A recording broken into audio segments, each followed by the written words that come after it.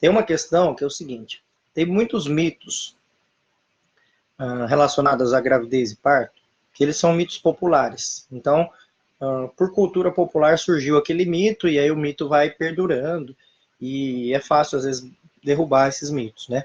O problema é quando tem mitos que eles vieram de dentro da obstetrícia, ou seja, médicos que achavam isso e que depois mudaram. Porque daí o que acontece?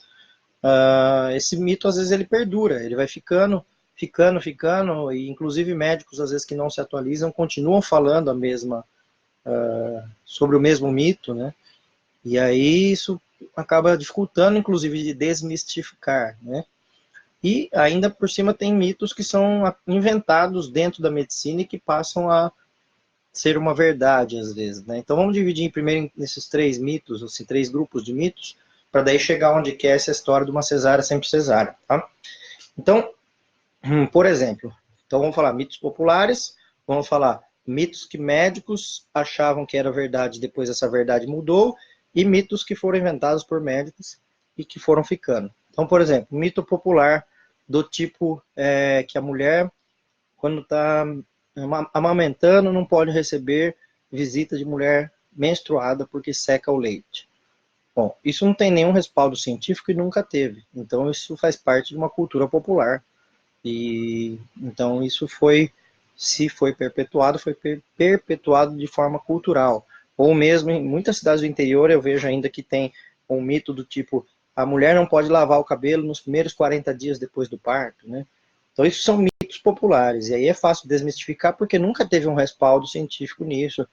Nunca nenhum médico foi lá e falou, não pode mesmo lavar cabelo 40 dias, ou não pode visitar menstruada porque seca o leite. Então, isso acaba sendo mais fácil de desmistificar, né?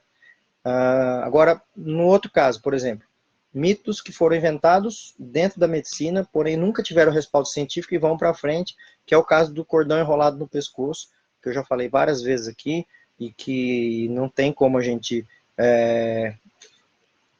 manter esse mito de pé, porque ele é muito fácil de ser desmistificado, por exemplo, porque quando se fala que o cordão enrolado no pescoço falta oxigênio para o bebê, eles estão pensando que está interrompendo o fluxo de ar. Só que é impossível enforcar uma pessoa que não respira pelo nariz nem pela boca, já que o bebê respira pelo umbigo, né? Então, circular de cordão é fácil desmistificar, porque realmente, apesar de ter muitos casos que tem circular de cordão, ele não representa um problema no parto, né?